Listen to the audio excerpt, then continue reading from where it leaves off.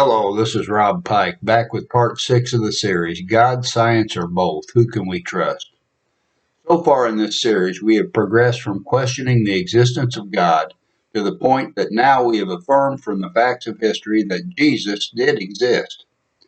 Now we will look at the question of the reliability of the New Testament. Remember that we are examining this evidence as we would in the case of a trial. That means what we consider proof is what the weight of the evidence shows us beyond a reasonable doubt. When we ask the question, is the New Testament historically reliable? We are seeking reliable evidence that the major events described in the New Testament documents actually happened. That is, since the New Testament is all about Jesus, we need to know several things about him. Here's a list of questions that need to be answered in order for us to believe the reliability of the New Testament and thus the truth about Jesus as explained in the gospel accounts. 1. Did Jesus really teach profound truths and perform miracles? 2. Was he really crucified by Roman and Jewish authorities? 3. Did he really rise up from the grave? And 4. Did he really ascend to heaven? In other words, we are simply trying to discover if the basic storyline is fact and not fiction. If indeed it is true, it's the most important thing we could ever discover. If it is false, then we absolutely need to know. So what does the evidence show? Let's talk about that.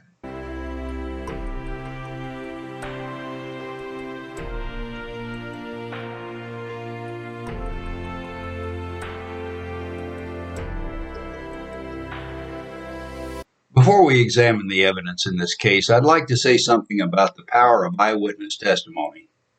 In his book, The Case for Christ, author Lee Strobel tells the story of a young man named Leo Carter of Chicago, whose testimony put 3 killers in prison. As Strobel stated, one of the most dramatic moments in a trial is when a witness describes in detail a crime he saw, then confidently points to the defendant as the perpetrator. In this case, the perpetrator and 2 of his buddies tried to kill Leo Carter prior to the trial because they knew the power of his testimony. Thus, they tracked him down and shot him in the head once and in the spine a second time and left him for dead. But somehow he lived. And as the only witness in the case, his testimony was so powerful against them that it was a key factor in putting them in prison for the rest of their lives. Now, when we consider the power of eyewitness testimony, the first fact that we must consider is that we have not 1, but 4 eyewitness accounts of the life of Jesus given in the form of the Gospels of Matthew, Mark, Luke, and John. We must also keep in mind that Mark and Luke were not members of the 12 handpicked disciples of Christ, so what possible motive would they have for writing something which, if false, would make them victims of ridicule by the people of their day, both from the Jewish and the Gentile communities? As for Matthew, he was already hated enough by the Jews just because of the fact that he was a tax collector. So what possible reason would he have to want to bring even more hatred upon himself by writing a fictitious account about Jesus? Finally, there's the Gospel of the account of John. But interestingly, even though the Apostle John was a member of the closest inner circle of Christ's followers, there is some dispute as to whether this particular man named John is the writer of that gospel. Why? Because there are 2 persons, in fact, that were living at the same time who were followers of Jesus named John. The Christian writer Papias, who was dated about 125 AD, makes reference to both of them. One was John the Apostle, and the other was John the Elder. But other than this, it is pretty unanimous among the scholars that John the Apostle wrote the Gospel. The Christian writer Papias also specifically affirmed 2 important things. 1, that Mark accurately recorded the eyewitness observations of Peter, and 2, he affirmed the accuracy of Matthew's account. Fast forward to the year 180 AD, and you have the testimony of Irenaeus, who also confirmed the authorship of all 4 of those gospel accounts as it is known today. When you add these reasons for the power of their eyewitness testimony, the reality is that there are no competing accounts which tell a different story about Jesus. then these eyewitness accounts become extremely credible. Another important point is that these gospel accounts were affirmed to have been written during the lifetimes of the eyewitnesses of Jesus and his 3.5-year ministry. This includes many who were even hostile witnesses. When you consider these in comparison to other historical biographies, such as the biographies of Alexander the Great, they even add to the credibility. Why? Because those biographies were written more than 400 years after the death of Alexander. Yet these are considered to be very trustworthy. So then, just to show the intentions of the gospel writers, let's look at the opening of the book of Luke.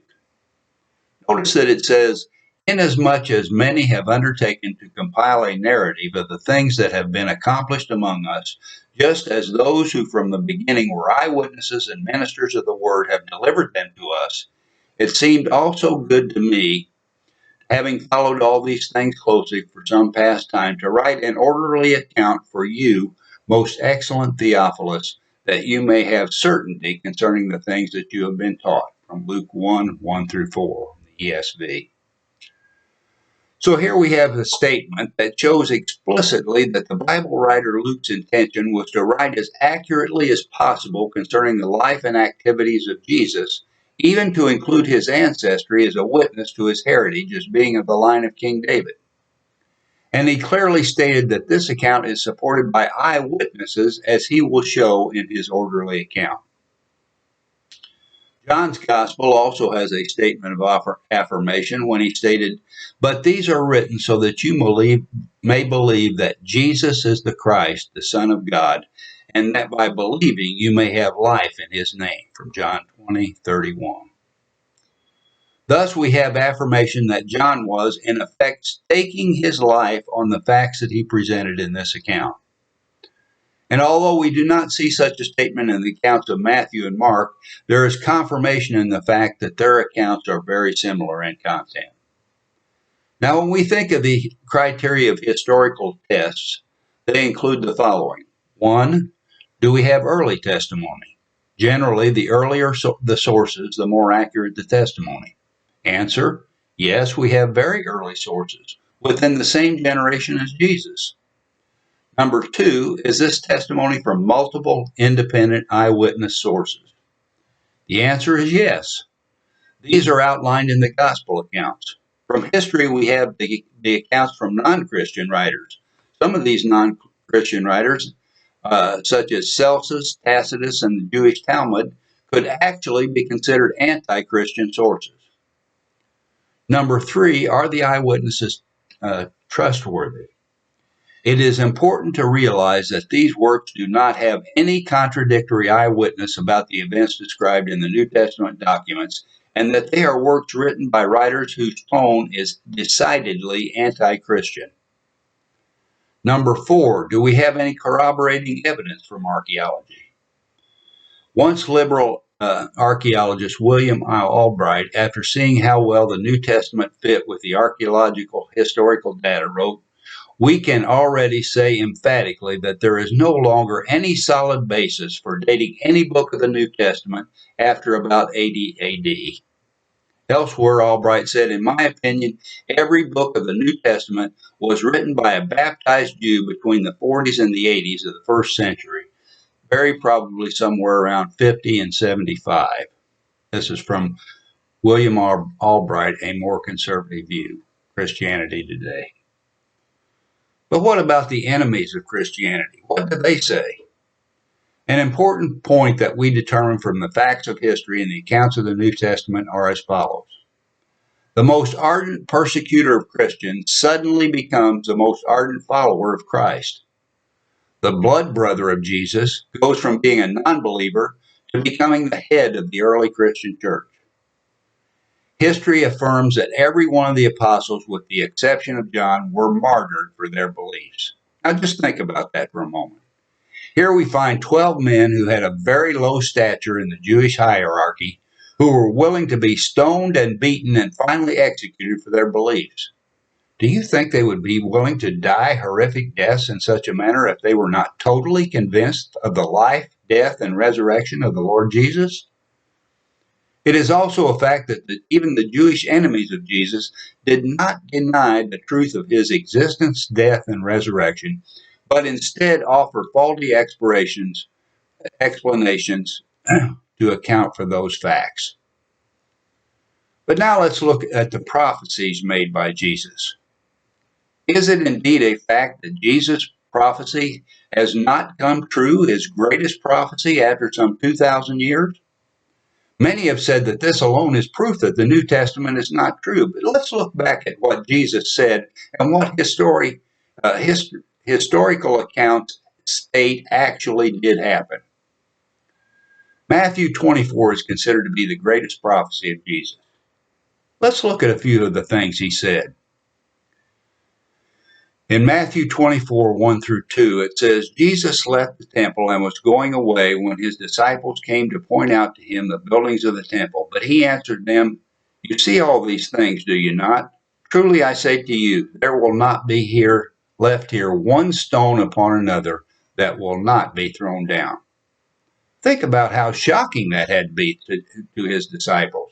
The temple had been part of the Jewish life for about 1,000 years since the first temple was built in Solomon around the year 1000 BC. Here Jesus was saying that it was going to be destroyed in such a manner that not one stone will be left upon another. Did this actually happen? Yes, it did. In the year 70 AD, the temple was burned, and as the enormous amount of gold from the temple began to melt, it seeped into the cracks of the stones.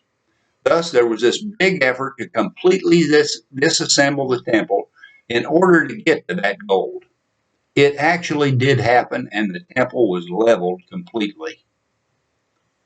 Among several other things concerning this time frame, Jesus also said, "For then there will be great tribulation, such as has not been from the beginning of the world until now, no, nor never will be." Matthew 24:21.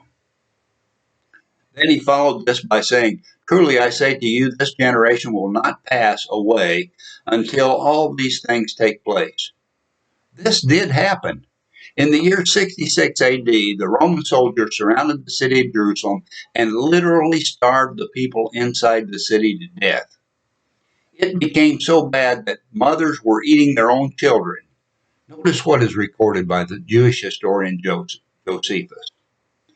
In a book entitled The Wars of the Jews, Book 6, Chapter 3, Section 5, we find recorded an account of the desperation of the Jewish people inside the Jerusalem siege. It unequivocally stated that, and I quote, "mothers were forced by the extremity of the famine to eat their own children." What could be more horrific than that? Also recorded, we find other horrific things.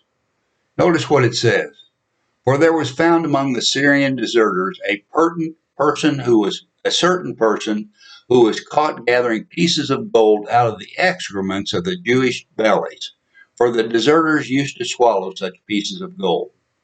So the multitude of the Arabians and the Syrians cut up those that came as supplicants and searched their bellies. Nor does it seem to me that any misery befell the Jews that was more terrible than this, since in one night's time about 2,000 of those deserters were thus dissected." And then this historian Josephus speculates the following. "But in reality, it was God who condemned the whole nation and turned every course that was taken for their preservation to their destruction." This is from The Wars of the Jews by Flavius Josephus, Book 5, Chapter 13, Sections 4 and 5. Yes, all of this was fulfilled just exactly as Jesus said so emphatically, "Therefore I send you prophets and wise men and scribes, some of whom you will crucify, some you will flog in your synagogues and persecute from town to town, so that on you may come all the righteous blood shed on the earth, from the blood of righteous Abel to the blood of Zechariah, the son of Berechiah, whom you murdered between the sanctuary and the altar. Truly I say to you, all these things will come upon this generation. O Jerusalem, Jerusalem, the city that kills the prophets and stones who are sent to it. How often I would have gathered your children together as a hen gathers her broods under her wings, and you were not willing." See, your house is left to you desolate. Yes, indeed, history has recorded the truth stated in advance. The beautiful temple, which was the center of the Jewish system of worship, was completely and thoroughly destroyed. During his esteemed life, Supreme Court Justice Antonin Scalia made a statement pointing out the absurdity of those who would doubt the historicity of the New Testament. Scalia confirmed what we have pointed out in this video and saying the motives of the New Testament writers. Please notice the logic of his statement. Scalia declared, "It is not irrational to accept the testimony of eyewitnesses who had nothing to gain. The worldly wise do not believe in the resurrection of the dead. So everything from Easter morning to the Ascension had to be made up by the groveling enthusiasts as part of their plan to get themselves martyred." What terrific logic. This is from I Don't Have Enough Faith to Be an Atheist, Kindle edition. So now, as we bring this video to a conclusion, I think it's fair to say that we have established the verity of the New Testament writings. So let's go back to the opening list of questions that needed to be answered in order for us to believe in the reliability of the New Testament. Did Jesus really teach profound truths and perform miracles? Yes. The website Christianity.com lists 34 miracles attested to in the gospel accounts. I have attached the link for you to check out. Was he really crucified by Roman and Jewish authorities? Yes. The website below gives a list of 43 passages confirming the crucifixion. Number 3, did he really rise up from the grave? Yes. The Old Testament accurately prophesies about it, and many new passages in the New Testament confirm it. Check the complete story of this as outlined in the website below. And number 4, did he really ascend to heaven? Yes. See the entire story at the website below. Now, in this short video, I have highlighted only a small portion of the evidence that shows we can absolutely trust the words written in the New Testament concerning Jesus. Now that we have all of the evidence before us that we need, we have proceeded through this series. Can we trust God, science, or both? And also, do we have a reliable record that documents the truth about God? In our next video, we will summarize our findings. Won't you join us for this? So until the next time, I would like to say thank you for watching, and God bless.